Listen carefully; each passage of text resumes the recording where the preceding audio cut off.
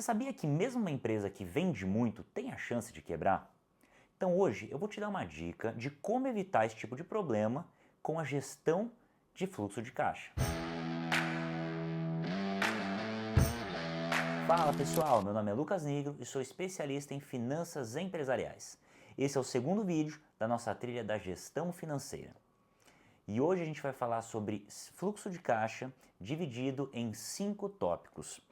Primeiro a gente vai falar o que é um fluxo de caixa, a gente vai falar sobre os componentes do fluxo de caixa, sobre ferramentas de fluxo de caixa, indicadores e exemplos práticos. Antes de mais nada, não deixe de curtir o vídeo e de se inscrever no canal. Isso vai ajudar com que esse vídeo chegue para mais empresários. Bom, então a gente vai falar sobre o fluxo de caixa. O fluxo de caixa nada mais é do que as entradas financeiras e as saídas financeiras ao longo do tempo em uma empresa. Então vamos pegar o exemplo de um porquinho. Imagine que, ao colocar dinheiro no porquinho, esse dinheiro veio de algum lugar. E ao tirar, ele foi utilizado para pagar alguma coisa. E essa é a história do fluxo de caixa. Então imagina que com uma boa gestão de fluxo de caixa, você consegue se antecipar aos movimentos financeiros futuros. Então assim, você consegue ter mais certeza de recursos suficientes para investir e operacionalizar o seu negócio. Agora a gente vai falar um pouquinho dos componentes do fluxo de caixa. Como a gente falou no vídeo anterior, de novo, a gente fala um pouquinho sobre as entradas. O que são as entradas? De onde vem? Então vem de clientes, empréstimos, de investimentos de capital, ou seja, aquele valor, aquele que você coloca para investir em equipamentos para te retornar um capital. Agora as saídas são aquelas que a gente também já comentou aqui. Pagar aluguel, fornecedor, funcionário, imposto, governo, cidade, município, então assim, existem vários tipos de saída diferentes. Agora a gente vai entrar nos tipos de fluxo de caixa. Existem 3 tipos de fluxo de caixa. Então existe o operacional, o de investimento e o de financiamento.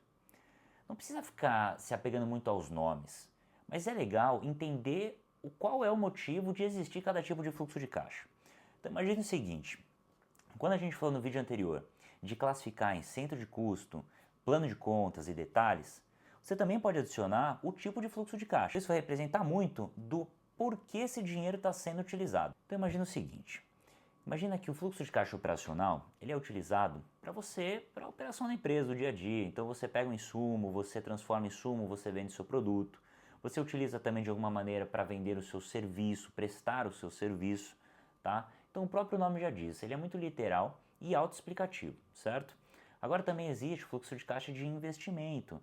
Então imagina, você vai investir em algum equipamento, você vai investir em alguma parte comercial da sua empresa, então você classifica dessa maneira, tá? E existe o fluxo de caixa de financiamento, ou seja, é o recurso que entra na sua empresa mediante um financiamento. É aquele capital que pode ser aportado na sua empresa por meio de sócios, de bancos, de outros credores, de forma geral. Agora a gente vai falar um pouquinho sobre as ferramentas, como que a gente utiliza esse fluxo de caixa, né? Aí a gente bate de novo no quê? Nas planilhas, nos sistemas e no papel. Mas pelo amor de Deus, papel nunca, gente. Sempre é melhor utilizar o sistema. Mas as planilhas também podem ser muito boas nesse tipo de situação. Você precisa ter um controle disso, porque isso vai fazer toda a diferença e evitar que a sua empresa corra o risco de quebrar. Pelo menos sem você saber. Agora vamos falar um pouquinho sobre alguns indicadores de fluxo de caixa. Então, por exemplo, o saldo do seu banco é um indicador. Imagina que você começa o mês com R$ 15 na conta e você acaba o mês com R$ 350. O que aconteceu ao longo desse mês com as suas entradas e saídas para você chegar nesse saldo? Ou seja, sempre acompanhe o saldo do seu ou dos seus bancos. Contas a pagar e receber futuros. Então imagina, você já tem lançado ou deveria ter, de alguma forma você sabe o que você precisa pagar e o que você vai receber. Então esse também é um indicador super importante para você acompanhar. Agora imagina o seguinte, você precisa também prever as suas vendas, né? Então previsão de vendas também é muito importante, é um grande indicador para o controle do fluxo de caixa. E também a inadimplência. Pessoal, isso é muito importante. Existem muitas empresas, até de porte médio, que não acompanham esse índice, esse indicador. Então não deixe de acompanhar a inadimplência, isso é muito importante, é dinheiro seu perdido. Agora, PMP e PMR, nossa, sei lá, muita gente fala sobre isso e às vezes a gente não sabe o que significa. Então o PMR é o prazo médio de recebimento, ou seja, é o prazo médio que os seus clientes te pagam. Agora, o PMP é o prazo médio de pagamento, é o prazo médio que você paga os seus fornecedores, os seus prestadores de serviço e qualquer tipo de conta que você tiver. Agora a gente entrou na parte mais legal, que são os exemplos práticos. Então eu vou dar para vocês aqui o exemplo de uma clínica de estética. Bom, tem uma clínica de estética e nessa clínica de estética a gente tem um prazo médio de recebimento, ou seja, a gente recebe dos nossos clientes em média em 6 meses. E a gente paga os nossos fornecedores em média em 3 meses. Então a gente consegue ver aqui um descompasso no nosso fluxo de caixa. Ou seja, aqui a gente precisa de um capital de giro de 3 meses, que é um assunto que a gente vai falar nos próximos vídeos da nossa trilha, mas para vocês entenderem a importância de saber o seu fluxo de caixa. Agora tem exemplo 2. Também tem uma locadora de equipamentos estéticos. Aqui a situação já muda um pouquinho. Aqui a gente recebe antes de pagar, ou seja, o nosso prazo médio de recebimento aqui é de 1 mês e o nosso prazo médio de pagamento é de 3 meses. Então isso é perfeito, porque você recebe antes dos clientes e você paga depois. Muitas vezes as empresas que recebem depois de pagar os seus fornecedores, o seu prazo médio de pagamento, essas empresas precisam fazer antecipações, então se elas vendem na maquininha, elas pedem uma baita taxa.